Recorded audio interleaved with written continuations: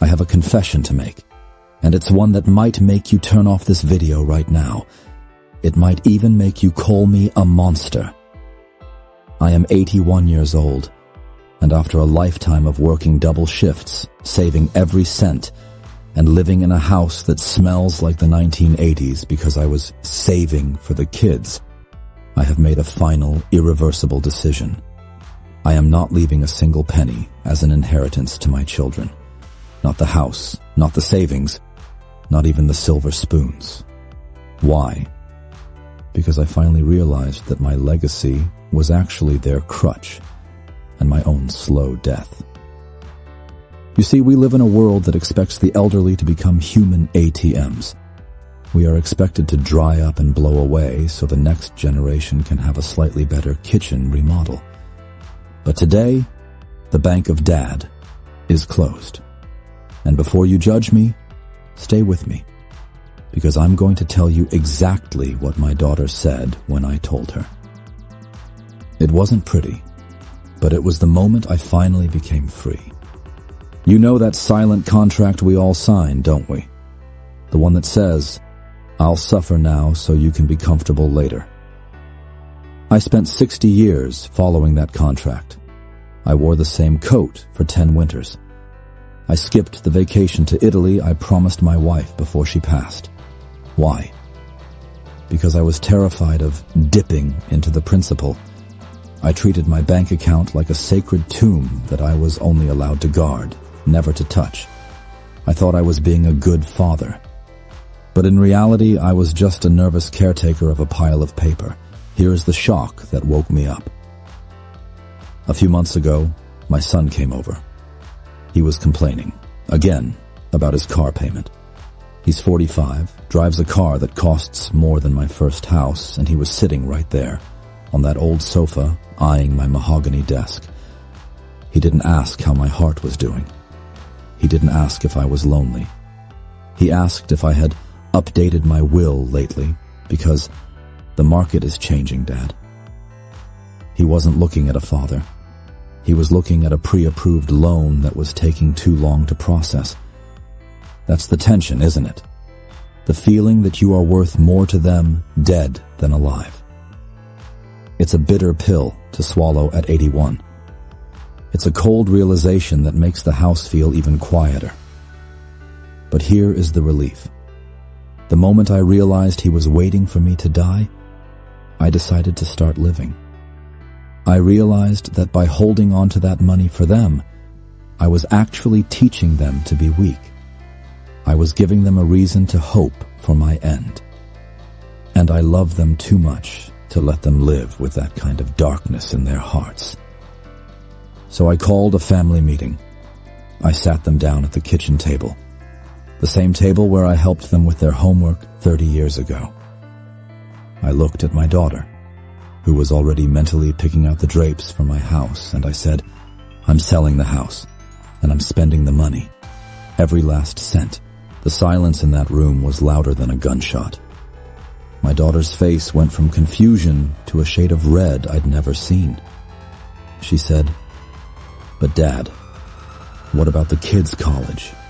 What about our safety net?" And that's when the provocation came out of my mouth before I could stop it.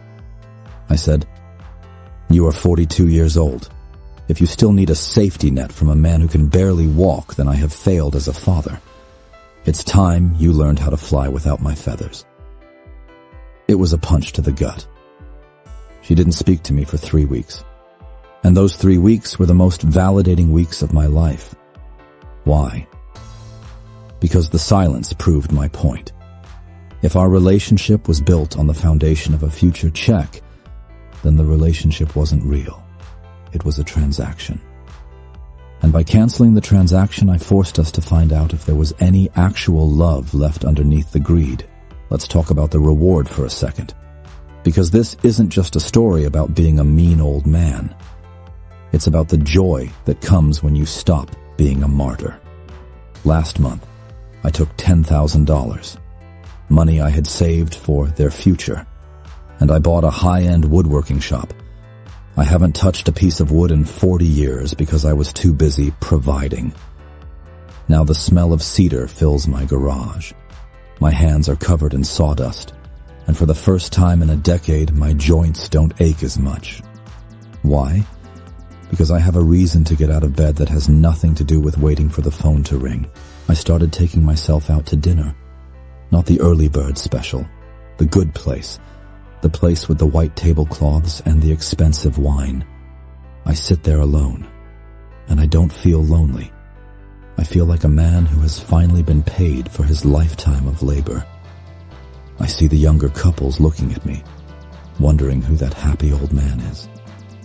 I want to tell them, I'm the man who stopped being a ghost. Some of you watching this are shaking your heads. You're thinking, Bill, you're cruel.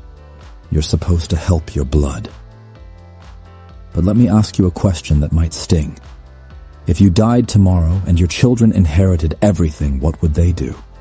They'd buy a bigger TV, they'd go on a cruise, they'd pay off a credit card, and within 2 years, the money would be gone. But the lesson you taught them, that they don't have to be strong because you'll always be their crutch, that lesson will cripple them for life. Is that the legacy you want? To be the reason your children never grew up? At 81, I've realized that the greatest gift I can give them is my own happiness.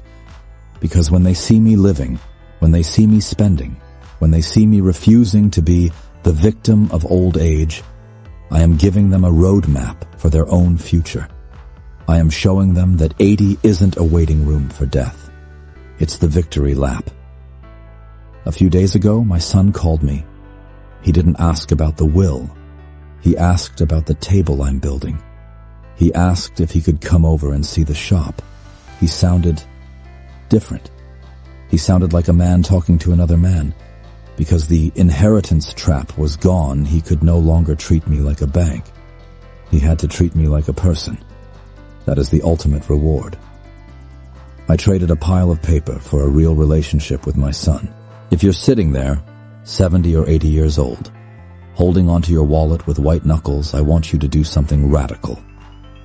I want you to go out tomorrow and spend money on something completely unnecessary.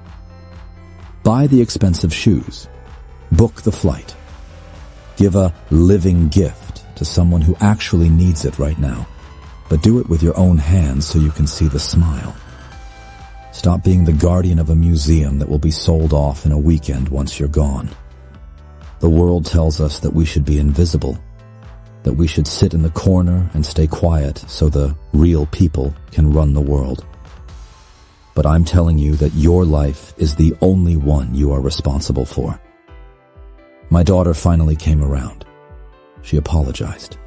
She said she realized she had been lazy in her mind, counting on my death to solve her problems. Now she's working harder. She's more focused. She's prouder of herself. I didn't just save my own life. I saved hers by taking away the easy way out. Think about the years you have left. Whether it's 5 or 15. Do you want them to be spent in a state of preservation or celebration? I spent too much time being a debt collector of love, but I was also a debt collector of the future. I was always waiting for a later that might never arrive. At 81, there is no later.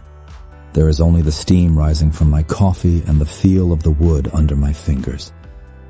I decided to leave 0 for them because I wanted to leave them with the image of a father who was whole, a father who didn't let the world dim his light. Money is just paper, but the sight of a parent who is truly free, that is a fire that will keep them warm long after I'm gone. If you're still with me, it's because you know I'm right. You feel that spark in your chest. You're tired of being a walking insurance policy. So here is my challenge. Don't just agree with me. Take action. Type "My turn now" in the comments if you are ready to break the contract. Let's start a movement of seniors who are done being the support staff of the world. And to my children, if you're watching this, I love you. I love you enough to spend every dime. I love you enough to let you be the heroes of your own stories, without me playing the part of the safety net. The house is being sold next month. I'm buying a small cabin by the lake. It only has 1 bedroom. If you want to visit, you'll have to bring a sleeping bag. And you'll have to bring your own stories because I'm going to be too busy making mine. Life is too short to be spent in a bank vault. Open the door. Breathe the air. Spend the money. Thank you for listening to an old man who has finally learned how to be young. I'll see you in the next one. From the lake.